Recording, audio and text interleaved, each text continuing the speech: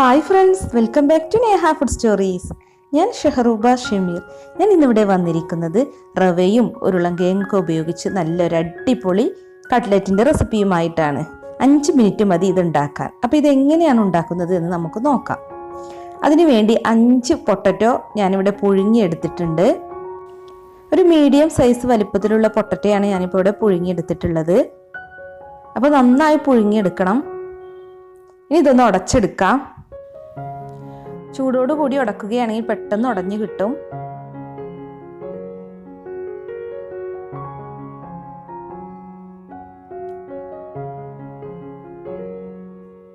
ഇപ്പോൾ പൊട്ടറ്റോ ഇപ്പോൾ ഞാനിവിടെ ഉടച്ചെടുത്തിട്ടുണ്ട്. ഇനിയിപ്പോൾ ഇതിലേക്ക് ബാക്കിയുള്ള ഇൻഗ്രീഡിയൻസ് ചേർത്ത് കൊടുക്കാം.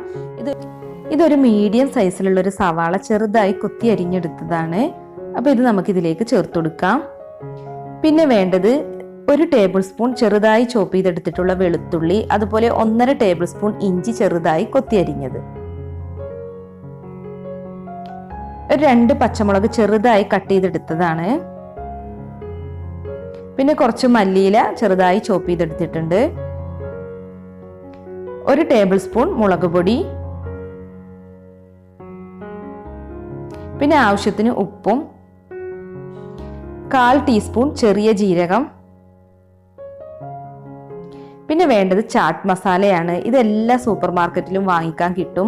നമ്മളിതൊരു പാക്കറ്റൊക്കെ വാങ്ങി വെച്ച 1 വർഷത്തോളം നമുക്കത് കേടുകൂടാതെ ഫ്രിഡ്ജിൽ സൂക്ഷിക്കാൻ പറ്റും. അപ്പോൾ ഇത് ചേർത്ത് കഴിഞ്ഞാൽ നല്ലൊരു ഫ്ലേവറാണ്. ഇത് 1 ടീസ്പൂണാണ് ഞാൻ എടുത്തിട്ടുള്ളത്. ചാട്ട് മസാല 1 ടീസ്പൂൺ എടുക്കാം.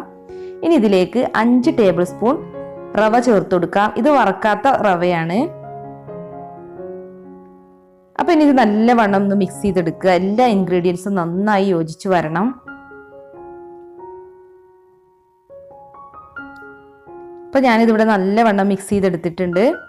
ഇനി നമുക്ക് കട്ട്ലറ്റ് ഉണ്ടാക്കാം. ഇതിൽ നിന്ന് കുറച്ചെടുക്കുക, എന്നിട്ട് ബോൾസിൻ്റെ ഷേപ്പിലാക്കി എടുക്കാം. ഇനി കയ്യിൽ വെച്ചൊന്ന് ജസ്റ്റ് ഒന്ന് പരത്തിയാൽ മതി.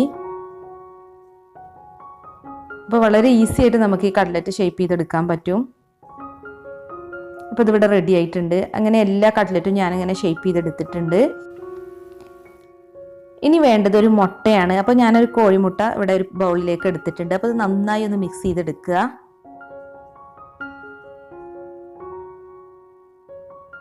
അപ്പോൾ ഇതിവിടെ റെഡി ആയിട്ടുണ്ട്.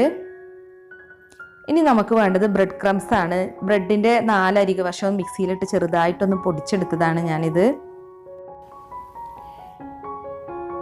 ഇനി അടുത്തതായി ചെയ്യേണ്ടത് നമ്മൾ ഉണ്ടാക്കി വെച്ചിട്ടുള്ള കട്ട്ലറ്റിൽ നിന്ന് ഒരെണ്ണം എടുക്കുക. എന്നിട്ട് ഈ മുട്ടയുടെ മിക്സിലൊന്ന് മുക്കിയെടുക്കാം. 2 വശവും നന്നായി മുട്ടയിൽ മുക്കിയെടുക്കണം. ഇനി നമ്മൾ റെഡിയാക്കി വെച്ചിട്ടുള്ള ബ്രെഡ് ക്രംസിലൊന്ന് കോട്ട് ചെയ്തെടുക്കുക. നന്നായി കോട്ട് ചെയ്തെടുക്കണം. ഇനി നമുക്കിത് മാറ്റി വെക്കാം. ഇതുപോലെ തന്നെ എല്ലാം ആദ്യം മുട്ടയുടെ മിക്സിലൊന്ന് മുക്കുക, എന്നിട്ട് പിന്നെ ബ്രെഡ് ക്രംസിൽ കോട്ട് ചെയ്തെടുക്കുക. ഇനി നമുക്ക് എണ്ണ ചൂടാക്കാൻ വെച്ചിട്ടുണ്ട് ഞാനിവിടെ. അത് നന്നായി തിളപ്പിച്ചെടുക്കണം. നന്നായി തിളച്ചതിന് ശേഷം മാത്രം കട്ട്ലറ്റ് അതിലേക്ക് ഇട്ട് കൊടുക്കാം. എന്നിട്ടൊരു മീഡിയം ഫ്ലെയിമിലിട്ട് ഫ്രൈ ചെയ്തെടുത്താൽ മതി. നല്ല തിളച്ചതിന് ശേഷം മാത്രം ഇട്ട് കൊടുത്താൽ മതി കേട്ടോ എണ്ണയിലോട്ട്. ഒരു വശം ഗോൾഡൻ ബ്രൗൺ ആയി കഴിഞ്ഞാൽ നമുക്കിതൊന്ന് മറിച്ചിട്ട് കൊടുക്കാം.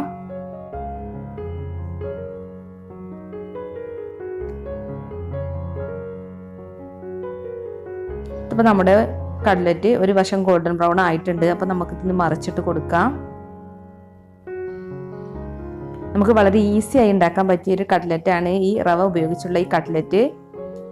അപ്പോൾ നമ്മുടെ കട്ട്ലറ്റ് ഇവിടെ ഫ്രൈ ആയി വന്നിട്ടുണ്ട്. 2 വശവും ഗോൾഡൻ ബ്രൗൺ നിറമായിട്ടുണ്ട്. അപ്പോൾ നമുക്കിനി ഇതൊരു സ്ട്രെയിനറിലേക്ക് മാറ്റാം.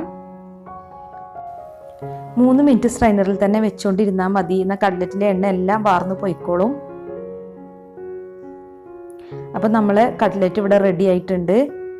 നമുക്ക് പെട്ടെന്ന് ഉണ്ടാക്കാൻ പറ്റിയൊരു കട്ട്ലറ്റാണ്. വെജിറ്റബിൾസ് മാത്രമാണ് ഇതിൽ യൂസ് ചെയ്തിട്ടുള്ളത്. ഒരുപാട് വെജിറ്റബിൾസ് ഒന്നും വേണ്ട.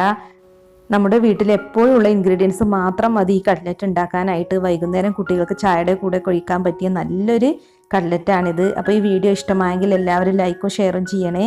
അപ്പോൾ ഇനിയും ഇതുപോലെയുള്ള ഒരുപാട് വെറൈറ്റി റെസിപ്പീസുമായി നമുക്ക് വീണ്ടും കാണാം. താങ്ക്